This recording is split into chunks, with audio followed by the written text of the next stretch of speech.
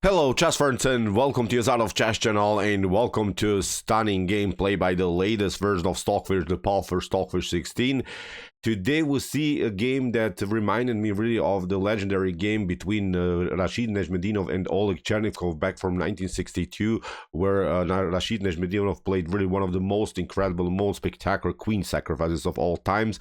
Today we see the Stockfish engine playing a similar tactic with a beautiful queen sacrifice in the early stage of the game. So it was not one of those queen sacrifices that ends the game immediately. It was a beautiful, beautiful, stunning queen sacrifice with then great immortal tactical sequences. So let's see now Rashid Nezhmetdinov Volume 2. Let's see now the beautiful Stockfish engine playing incredible, spectacular tactic in the middle game stage. So with the white pieces, the fish opened with the move knight to f3. We have here plenty chess, a new chess engine that's also very respectful. I think it's also very strong. You see it has a blitz rating of 3,740 rating points.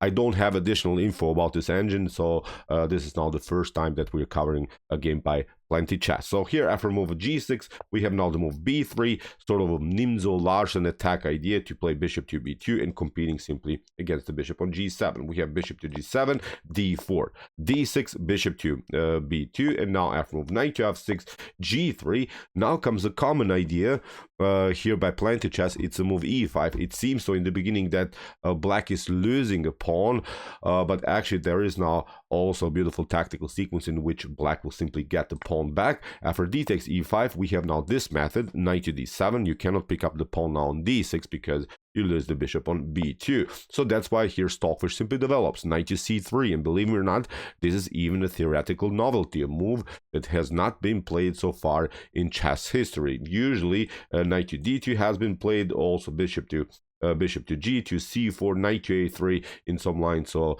never no one played here the move knight to c3. So maybe there's something for you if you're maybe studying the Zukertort opening, or maybe this Nimzo-Larsen attack ideas. Knight to c3, the Stockfish engine says, is here the most correct way to proceed. After d takes e5 you see black simply gets the pawn back. Stockfish simply plays queen to d2, prepares now even queenside castling. We have now e4, we have knight to g5. Plenty chess plays now very aggressively. You see now the pawn on opponent on e4 is hanging, but now comes this idea, h6, which basically is not allowing here white to take the pawn on e4. The Stockfish engine at home says this line is also perfectly fine for white, although white loses a piece. After f5 you have to play something like queen to d3, takes, and now after king to f8. I'm not sure which position I would love to play. Black's king is exposed, of course, but black is up a piece, so very risky line here for both sides. So that's why for h6 Stockfish did not take. Here the pawn on e4 played simply knight to h3. Search for a new opportunity for the knight. Now there is access to the f4 square, which can be very useful in the further attack here from the square f4. White is of course attacking the center, but in some lines maybe there are some tactics around the square g6. So we have now kingside castling, queenside castling. Now the fun starts. We have now the opposite side attack game. Now the position of course will explode all over the board. So we have queen to e8, bishop to g2, knight to f6, knight to f4, c6 by plenty chess, protecting the d5 square, not allowing of course some access by one of those knights on this amazing square. So now Stockfish breaks the space advantage with the move f3. We have now the move a5. Plenty chess plays aggressively now in the center of the board, and now Stockfish plays a very tricky idea. Plays now the move queen to d4. Lines up now the queen where already the bishop is. So you see Stockfish is almost announcing some tactics, maybe around the square f6, maybe around the square g7. And plenty chess says, okay, show me what you got. I'm going to attack your queen now with the move knight to g4. But you can guess what the fish is doing. Stockfish played now the Rashid Nezhmetdinov tactic, played now queen takes g7. Really wild stuff. After king takes g7, we have f takes g4. And now let's see options for black. There are now many things that could happen. Maybe you can try, I don't know, to escape with your king from this diagonal with king to h7. This wasn't played in the game. In the game f6 was played, but let's see if, for instance, black would have continued with king to h7, getting out of this mess. Then rook to d6. very, very nasty to handle. You try maybe something like bishop to e6, but look at this, knight to e4, and now there is a beautiful square here for the knight here on f6. You're trying maybe knight to d7 with to sacrifice, and now whatever you do, knight to f6 is again coming for sure. So this is not working. So after move rook to d6, what you could try is immediately cover the f6 square, not allow maybe some hops of the knight. But again, knight to e4, you're trying f5. You have now control of the f6 square. But now after something like, I don't know, g takes f5, g takes f5, look at this. The rook is coming here on e6. The queen is exposed. Black could maybe take out the knight and also hoping also to get the rook. And again, black is up the exchange. But look at this, the attacking flow by white here, simply too much to handle the piece activity that white has here. As I said, simply too much here for black. This bishop is so far not in the game. White will simply attack the rook, will simply include this rook into the game. Maybe you can attack it, but now after rook to d8, I think here white is much, much better. So far you cannot take, of course, this piece in some lines. Bishop to f5 will happen, putting more pressure against this bishop. If you cover with rook to c7, then this bishop is coming. So I don't want to show you now really all of the tactical sequences that are possible, but I hope you understand that this is simply too much activity. Black's king is still exposed, white's king is perfectly fine. So the Stockfish engine evaluates this position as completely winning for white. So that was our analysis after f takes g4 and king to h7. So we saw that this is also not working. So after f takes g4, that's why here plenty chess played now the move f6, covers now this diagonal in a different way. Stockfish continues now with bishop to e4, and again let's search for options. In the game, knight to a6 was played by plenty chess, but let's see now if you try something like f5. Then there is this problem of this diagonal. Then you get this one, knight to b5. Look how crazy this position is. King to h7 you play, knight to d6. You might be trying to escape with the queen on e7.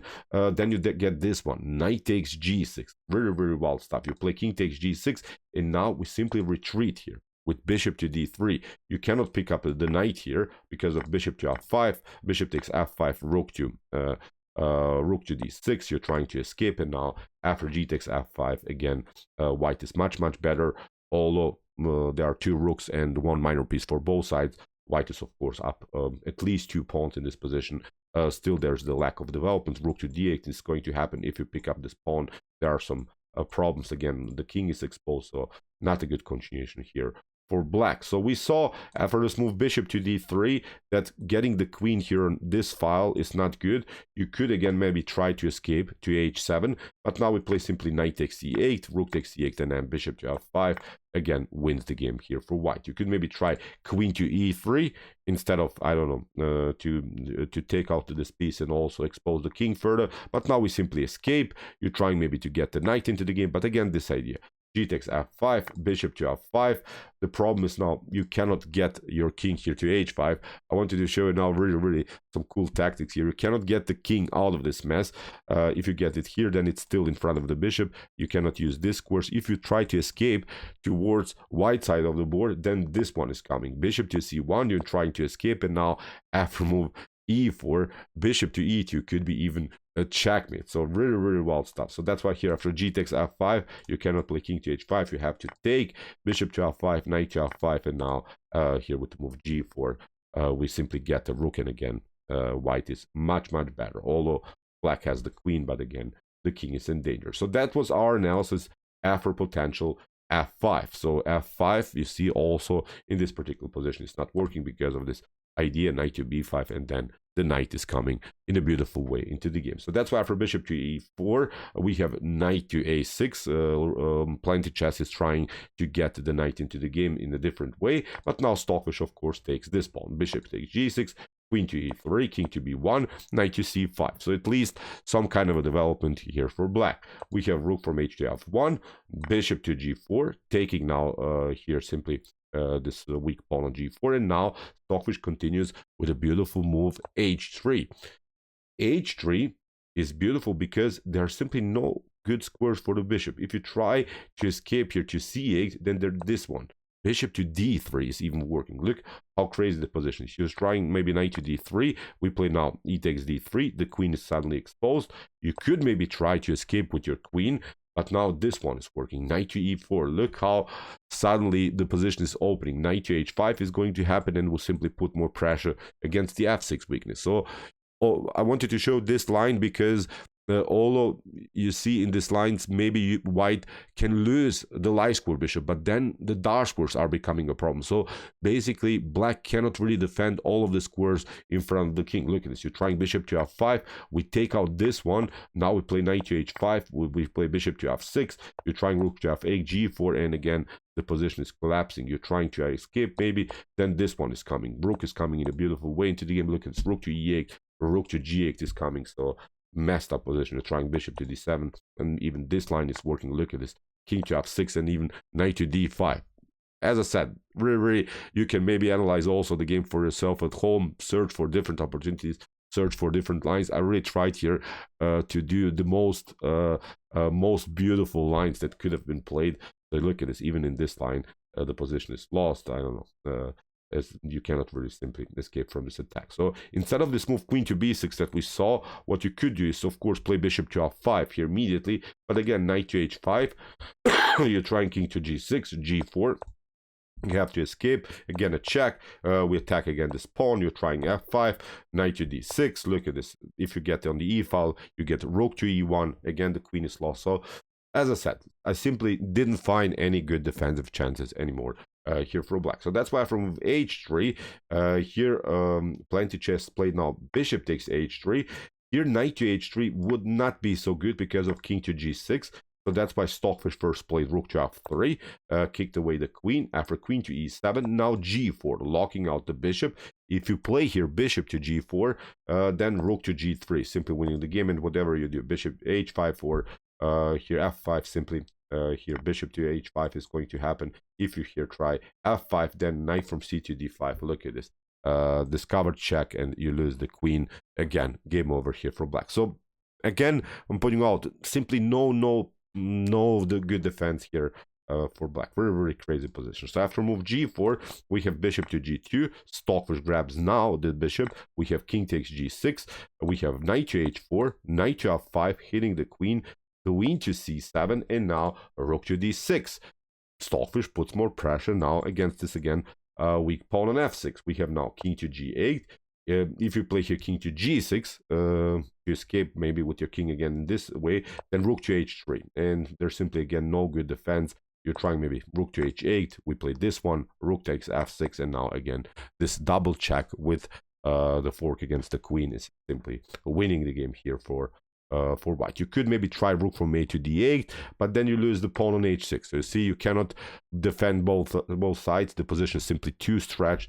The activity of white's pieces again too much to handle. King to g5. Look at this, bishop to c1. Again, let's see a cool line. If you're trying to escape with your king towards white side, then knight to e3 will deliver a new check. Then this knight is coming. You can even sacrifice the rook on d6 because now knight to f2, king to h4, another check, and now with rook to h6, it would be an immortal checkmate here by Stockfish 16. So this wasn't playing the game, but as I said, very wild line. You can maybe try here also rook from a to d8, but then rook to f6 again with this pattern, knight to d5, and again, game over.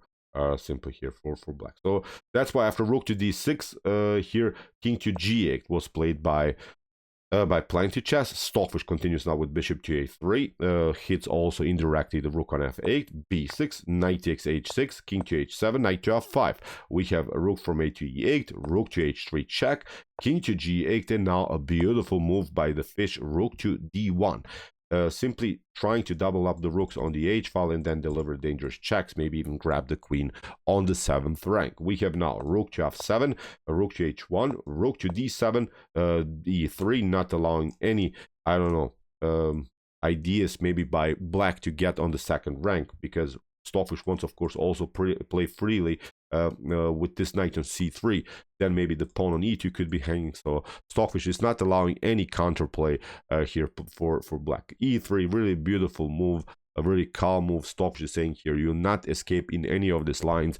I can't even afford a strange move like e3 in order to destroy you. So here, rook from a to d8, king to c1. The fish is not allowing any, as I said, counterplay on the 2nd or maybe even on the first rank. A4, we have bishop to B2, 8 takes B, 8 takes B, queen to E5, and now rook to H8 check, now this other check, and now a beautiful move, rook takes D8.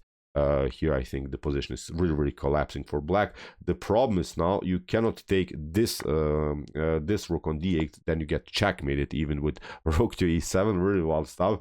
After rook to d8 you could maybe try rook to h7 like plenty chess played, but now of course rook to e8, and now the queen is finally lost. So okay, we have now this position, two minor pieces against one rook, but also an extra pawn here by Stockfish. So I would say this is really completely winning endgame here for white. So we have bishop to a3, the fish puts more pressure, king to b2, gets this bishop into the game, and now grabs simply the pawn on e5. Okay, plenty chess can also take out now this one, but now Stockfish simply reroutes a little bit the pieces, activates also further the knight, and of course has now a clear path for the pawn on the e file. We have rook to g4, knight to f4, we have rook to g8, knight to e4. So first getting the pieces on the most active squares. So we have rook to g1, knight to d6 check, the king escapes, and now c4.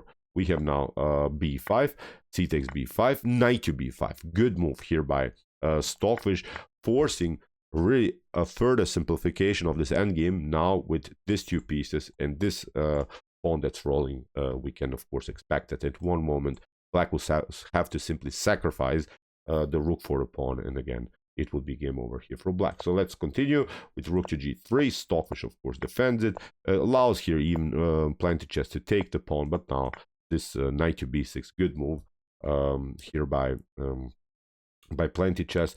Here in this particular position you could maybe try rook to b1 even to protect this pawn, but Stockfish can I think even sacrifice simply here, not sacrifice, trade off the two minor pieces for the rook, then when the position is allowing it, then get the king closer to f5, and this position is rolling. This is winning again here for black. So after king to d3 we have king to b7. Stockfish takes again. You see plenty chess could play this idea, rook to d4, king takes d4, and then take out the piece, but then with king to e5, king to f6, again a winning endgame for white. So after king to c4 we have rook to c1. Stockfish of course push the pawn further. We have now a knight to c4, knight to d6, we have king to e7, knight to f5 check, another check with the pawn, getting the king closer. This one is protected. So here rook to d2, knight to g7, we have now e7, this one is protected. Stockfish promotes the queen, and after a couple more moves it was simply game over here for black. So stunning beautiful game here by the fish. Really an immortal, incredible queen sacrifice in the early stage of the game. As I said, it reminded me really of this Rashid Nezhmetdinov Oleg Chernikov game back from 1962, where where Nezhmetdinov also played a stunning queen sacrifice in the early stage of the game. This was a little bit different, but you saw Stockfish had everything under control. How Stockfish is using the pieces all over the place, never really allowed here black to breathe, to activate the pieces. Really immortal game here again by Stockfish 16. So okay, I hope that you enjoyed this game. I really enjoyed it a lot. This was epic, this was brutal. If you want to see more spectacular chess games like this, check out our Commented Chess Games Played by Computer series. Here's the link of our playlist, and if you like this content, hit the subscribe button. See you soon with some more videos, and what do we say in the end? Chess is the best, of course.